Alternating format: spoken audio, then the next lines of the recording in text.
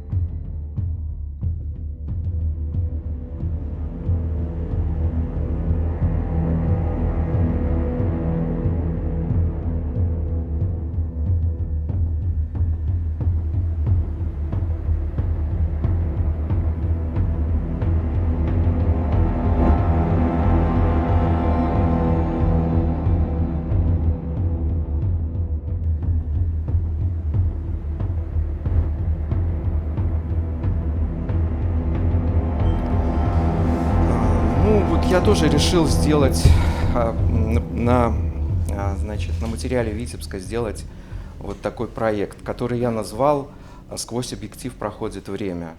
В этом проекте в основном военная тема. Немножко есть и дореволюционных фотографий, несколько послевоенных, но в основном это оккупация.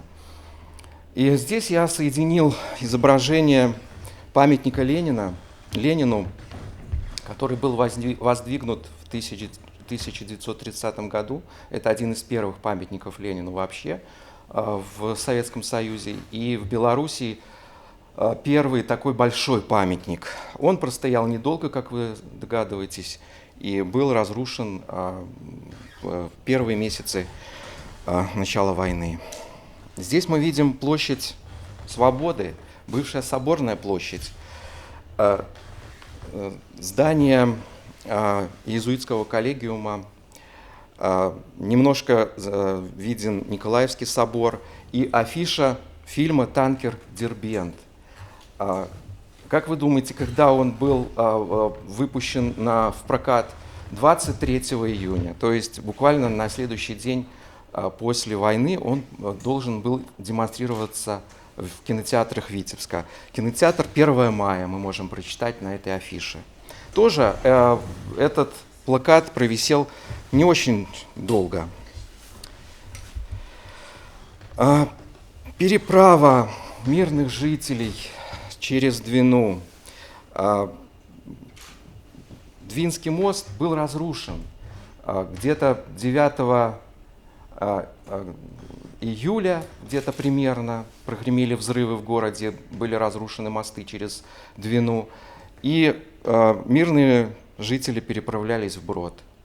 Вот здесь как раз мы видим такой момент. Здесь, как вы, наверное, догадались, как узнали этот ландшафт, Николаевский собор, гостиница «Брази», как призраки из прошлого. Мирные люди, которые достаточно беззаботны, но это 41 год, поэтому, кстати, больше всего фотографий оккупированного Витебска было сделано в 41 году. Вот. Уже потом, в последующие годы, мы уже видим, что совершенно город стал другим, он стал вымершим, замерзшим зимой, уже мирных жителей уже не было таких беззаботных, как сейчас мы видим. Вот еще одна фотография примерно того же места. Здесь мы видим костел Святого Антония слева. Здесь перед нами с правой части кадра руины Витебска сгоревшего. Это чулочно-трикотажная фабрика имени Клары Цеткин, которая была построена на базе здания дворянского собрания.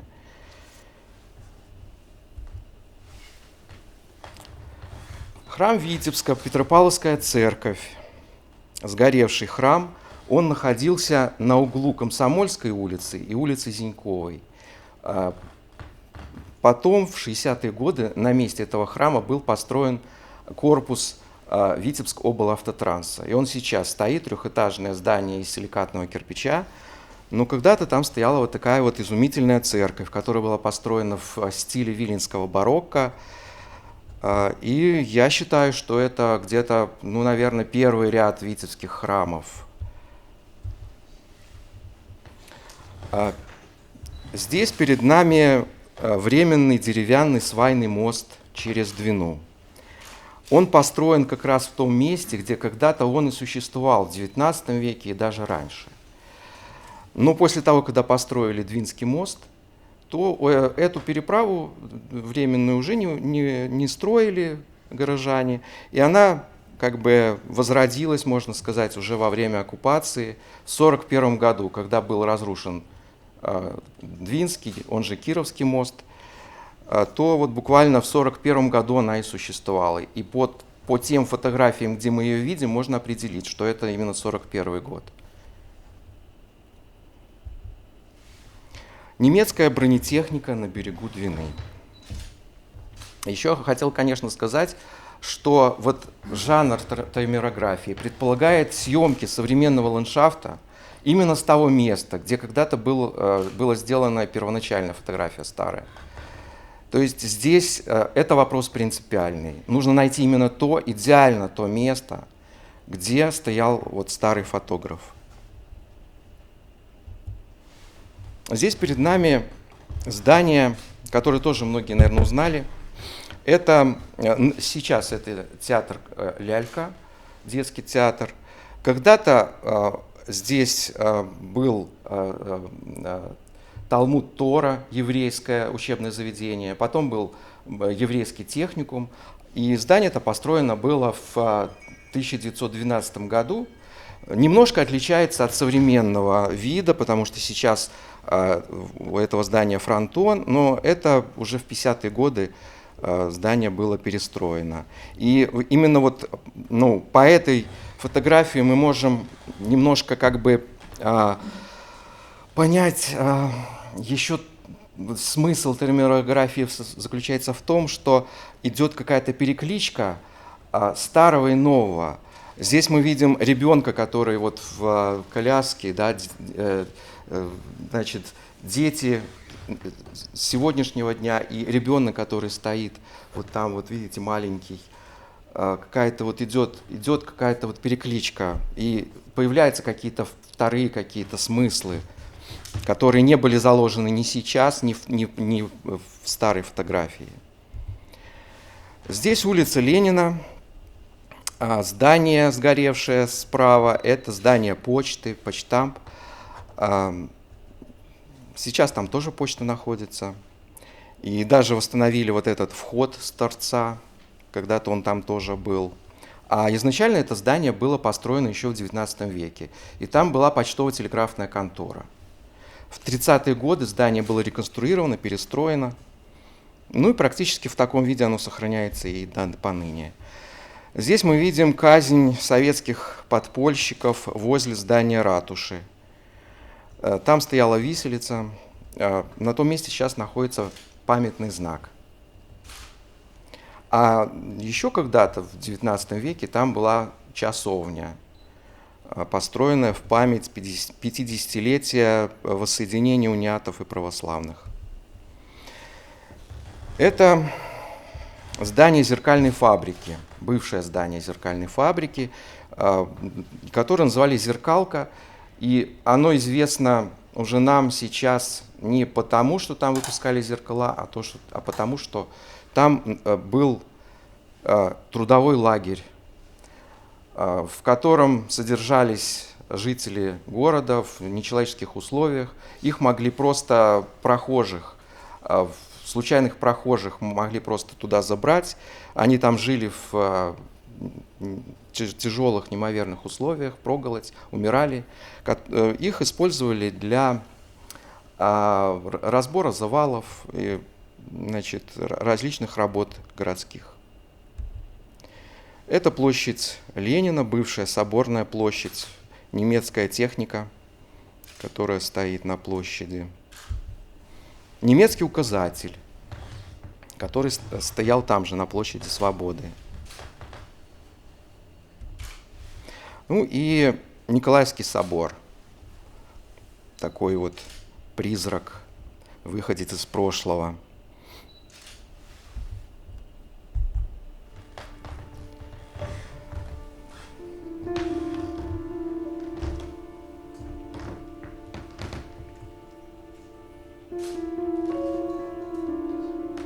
Здесь мы будем смотреть, как постепенно трансформируется современный вид в старый вид старого военного Витебска. Места, конечно, знаковые, известные, многие из вас узнают эти места. Вот здесь мы видим Задвинье.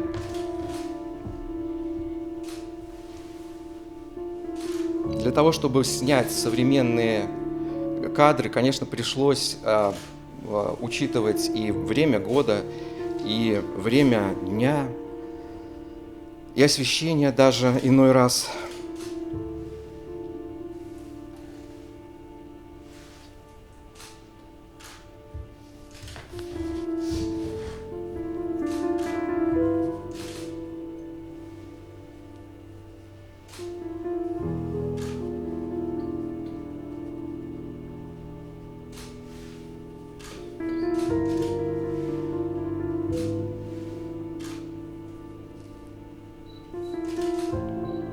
Некоторые виды совершенно изменились до неузнаваемости. И сегодня трудно сказать, что когда-то там было вот какое-то здание стояло.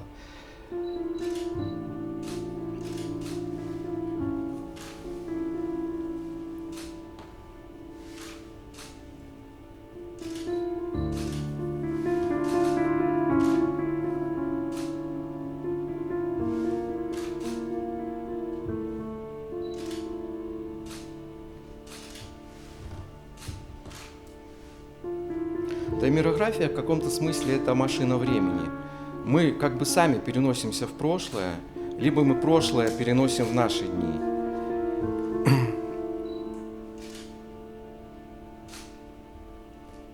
Улица Энгельса и улица Октябрьская. Это улица Калинина нынешняя. Когда-то она называлась Могилевская. Некоторые здания сохранились, поэтому очень легко, когда сохранились какие-то постройки, находить вот современные ракурсы.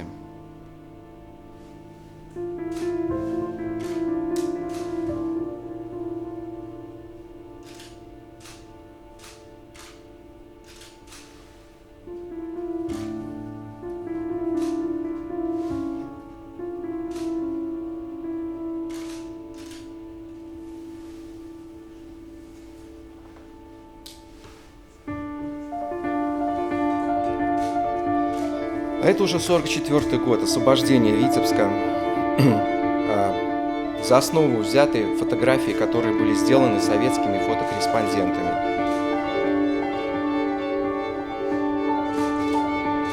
И мы сейчас как бы поменяли немножко порядок. Сначала мы видим старую фотографию, а потом смотрим это место уже ныне.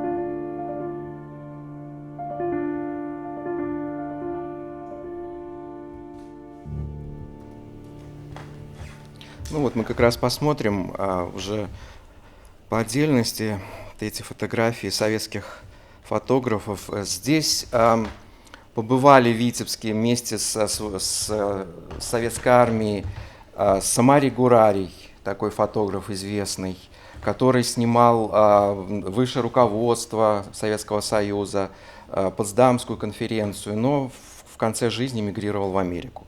Вот такой факт интересный.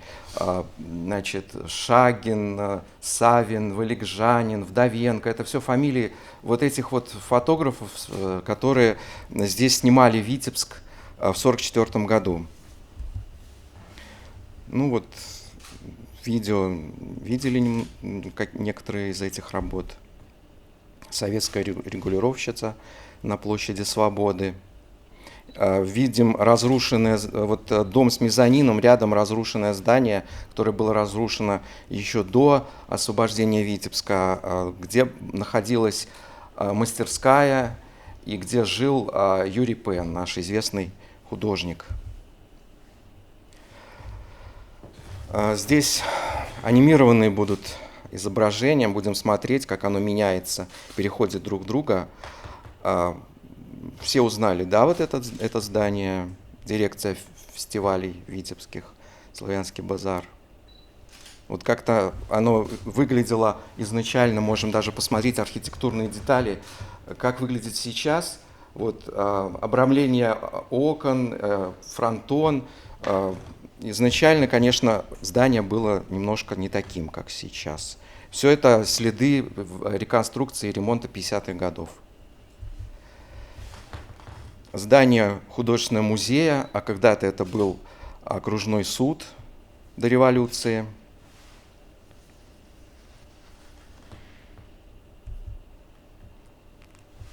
Ну вот исчезает Воскресенская церковь. Мы видим, что во время войны ее не было, потому что она была разрушена в 1936 году.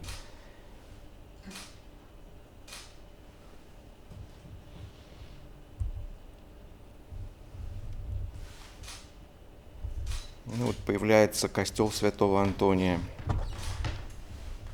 гостиница «Бразиль».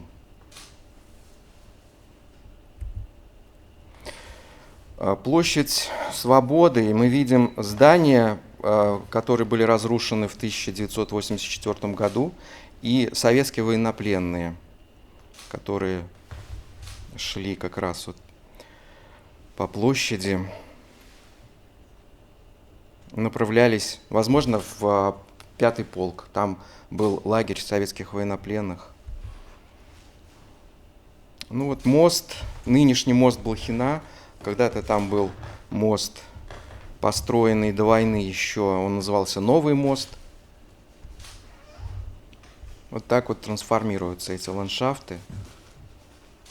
Так когда-то они выглядели. Здесь мы видим улица Революционная. Когда-то там стояла Ильинская церковь, Ильинская и Покровская церковь. Сейчас мы видим новые здания, вот. Но передний план, я думаю, не очень отличается на этой фотографии и на нынешней. Вот. Ильинская церковь стояла, можно сказать, она занимала часть, проезжую часть, которая, значит, на прежнем месте ее восстановить сейчас невозможно, там сейчас улица. Вот. Еще можно сказать несколько слов про Ильинскую церковь. Здесь мы видим, она сгоревшая, но это каменная церковь уже, была построена в 1907 году. В 1904 она сгорела, была деревянная, и вообще это одна из как бы таких знаковых церквей Витебска, очень известная, знаменитая. В 1904 году она сгорела, в 1907 ее восстановили, но из камня сохранив старые формы, то есть так, как она выглядела внешне, значит, она была восстановлена. Московский проспект и площадь Победы. Когда-то выглядело это место совершенно по-другому. Там было Смоленское шоссе, вот немножко правее, если бы фотограф снял чуть-чуть правее, там должна была находиться Крестовоздвиженская церковь и кладбище. Это Смоленский рынок, нынешний, и вот так он выглядел во время оккупации. Место, в общем-то, определилось в правой стороне такое красно-кирпичное здание. Вот оно как раз захвачено вот на старом, мы его видим, и на современном снимке. Это площадь Свободы с Николаевским собором. И опять мы видим эту вывеску, афишу фильма «Танкер Дербент».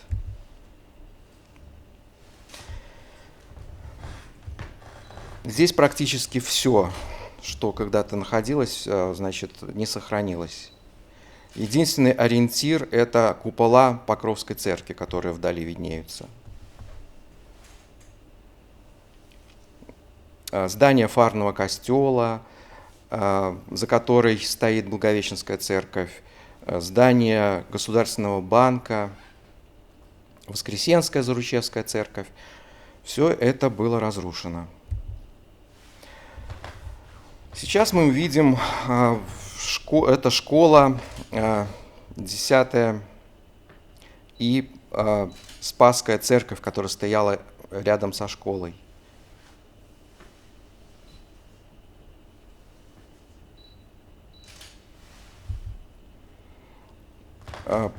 Путепровод металлистов и Елаги. Елаги – это район Витебска.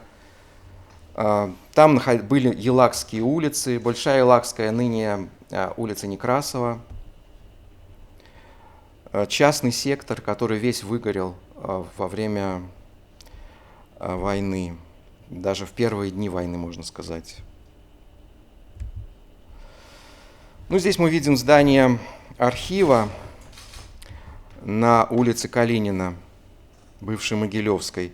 И вот эти две водокачки, которые когда-то там стояли. Это была Могилевская площадь. Здесь еврейское кладбище за торговым центром «Беларусь» на берегу Двины. Сейчас место это выглядит не очень привлекательно. Это практически там свалка, пустырь. И грунт, конечно, туда был навезен.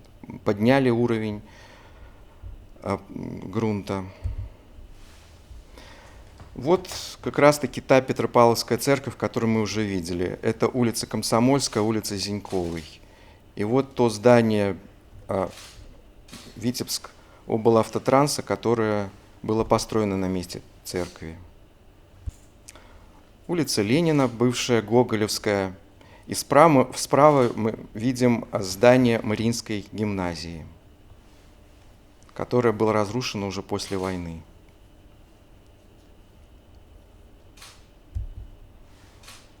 Ну вот та же улица, только немножко другой ракурс. И опять здание Мариинской гимназии справа.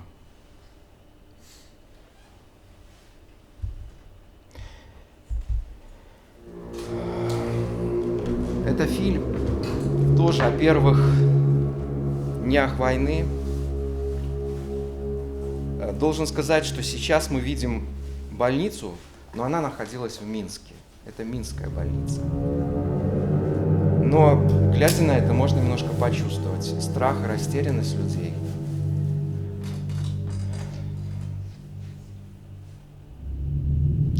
Видео это называется «Хроника боли». Я смонтировал вот эти вот фрагменты, которые нашел в интернете, положил на музыку.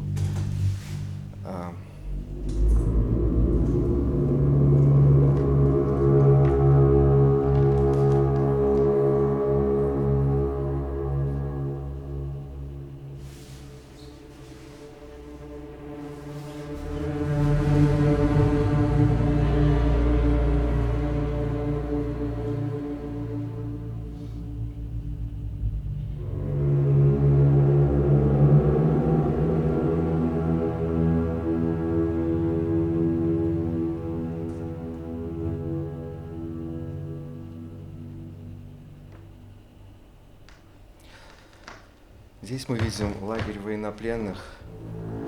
Точно неизвестно, где это было. Возможно, что это Витебский регион. Возможно, что это где-то ближе к Смоленску. Возможно, это Демидов. Но я думаю, что похожая ситуация наблюдалась во всех лагерях советских военнопленных.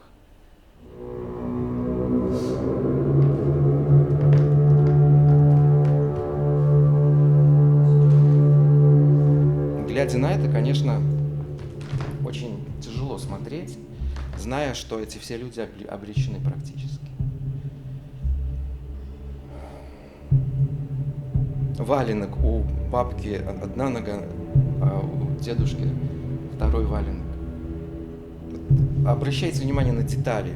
Детали очень красноречивы здесь.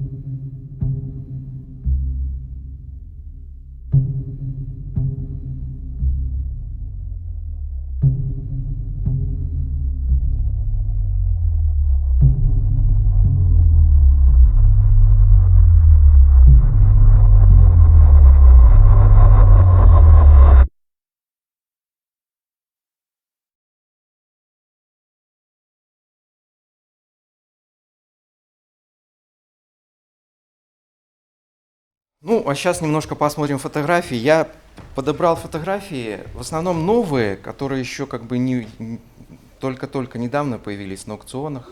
Я еще их нигде тоже не показывал. Ну, некоторые я взял из таких наиболее знаковых, наиболее интересных, из старых. И вот, например, эта фотография, которая была сделана вот буквально вот в самые первые дни войны. Мы видим сгоревшие дома, видим людей, которые там возле деревьев сидят, там дети, там несколько детей. То есть люди спасали какой-то скарб свой. Возможно, что и погибли очень многие в этот момент. Но Витебск горел, пожары начались где-то 9 или 10 июля. Поджигали город, как сейчас это известно, значит, свои. Была директива Сталина, чтобы ничего не оставлять врагу. Погода стояла такая, что огонь очень быстро распространялся, и свидетели вспоминали, что было даже что-то типа огненного торнадо. То есть температура была такая, что там все горело, все плавилось, люди еле спасались из этого огня. И вот тоже где-то район Елак, мы видим вдалеке здание железнодорожного вокзала. Люди собирались, соседи друг с другом как-то кооперировались, строили какие-то временные себе жилища из листов жести, из кирпичей как-то сооружали. Вот мы видим, немецкий фотограф сфотографировал женщин, и там вот сзади коза. То есть это людям еще повезло, что они спасли даже какой-то домашний скот. Ну, вот это тоже известная фотография. Немецкий солдат. На фоне немецкого солдата мы видим как раз-таки горящую Ильинскую церковь. Ильинская и Покровская горит. Вот этот момент как раз вот буквально первые дни. Ну вот из новых фотографий, вот эту фотографию я буквально недавно только увидел. Это вот как раз-таки Ильинская и Покровская церкви, уже как бы сгоревшие. Ну и вот здесь вот этот мост, свайный мост через Двину, по которому идут советские военнопленные. И слева мы видим здание клуба металлистов, которое было превращено в еврейское гетто.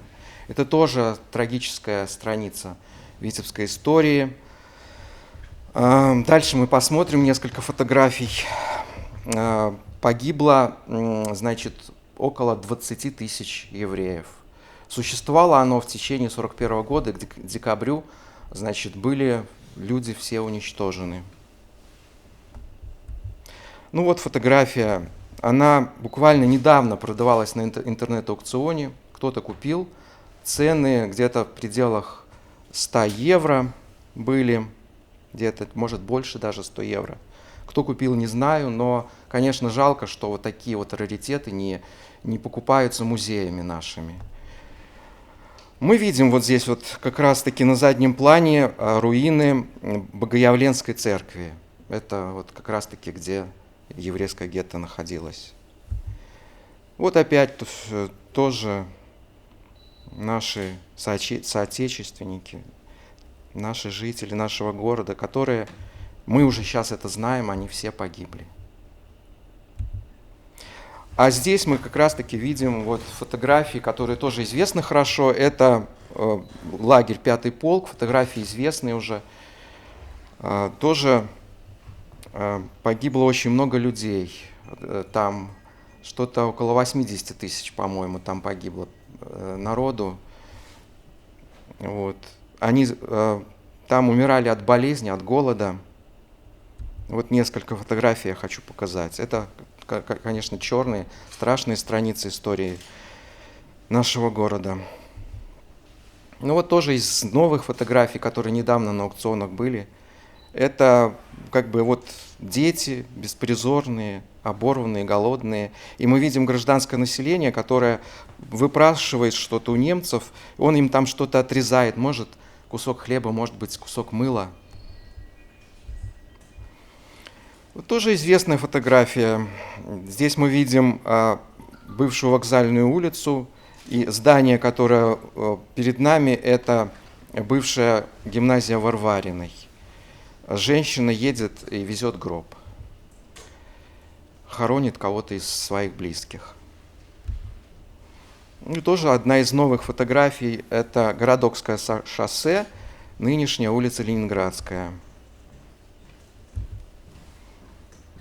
Это Двинский мост, Кировский мост, который был взорван в 1941 году, а потом его немцы отремонтировали. И, наверное, еще нужно сказать, что фотографий Витебска времен оккупации очень много. Ну, у меня самих фотографий нету, у меня только электронные копии, у меня только оцифрованные копии. Но даже то, что у меня есть, количество приближается к 3000. Конечно, их намного больше. Фотографий немцы здесь снимали очень активно, Витебск.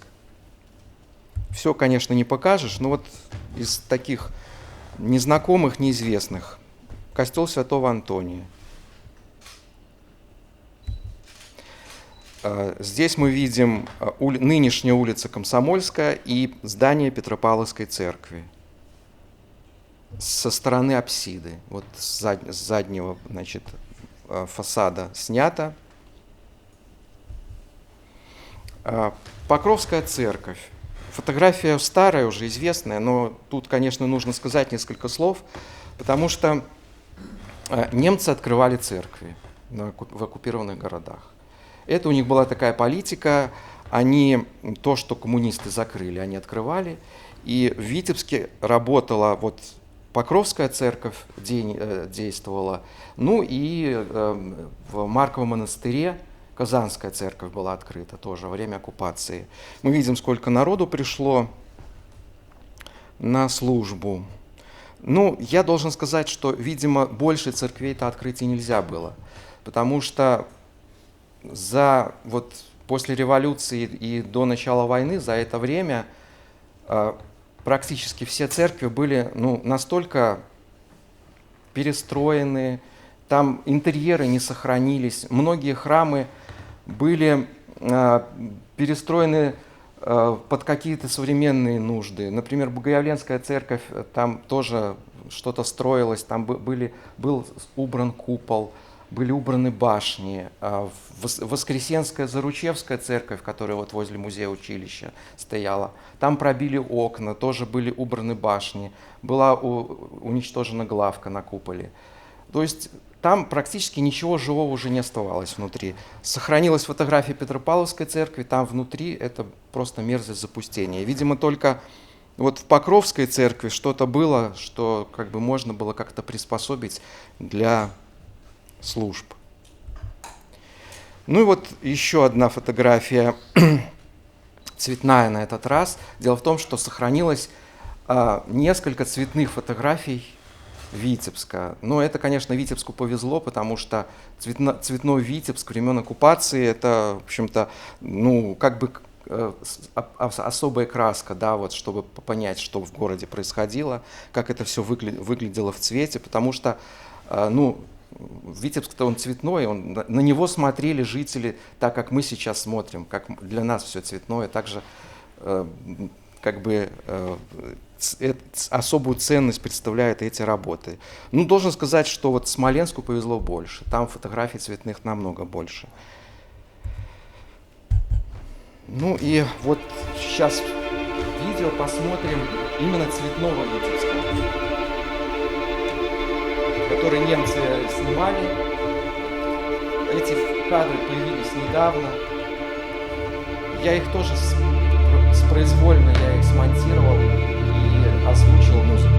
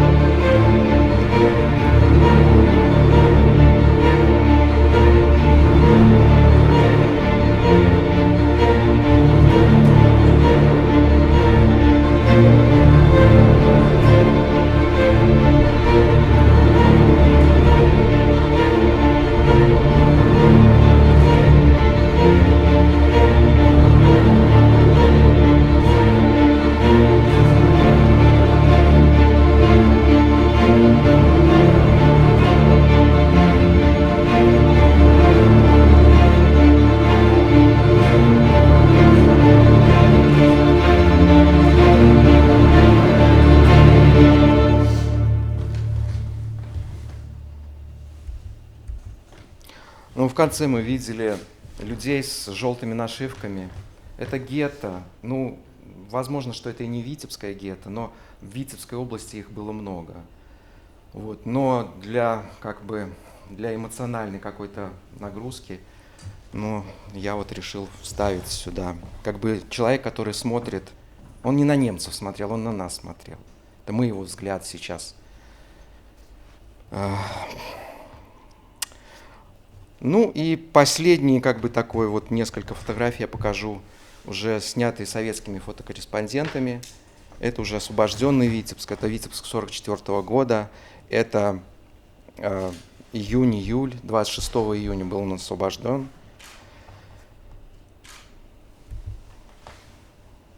Ну, вот, фотографии известные достаточно.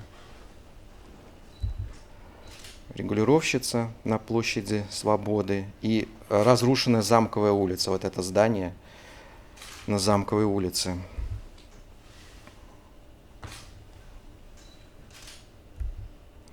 Вот как раз то здание красно-кирпичное, возле которого бежали пленные. Вот оно как раз стояло. Вот оно, мы сейчас видим. Вот.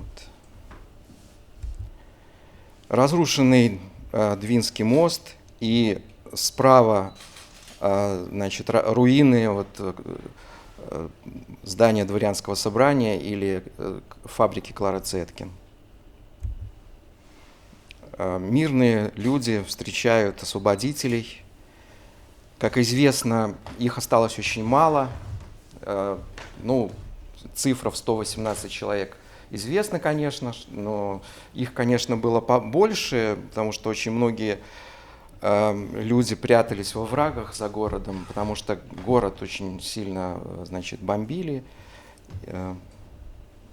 Ну вот, переписали 118 человек.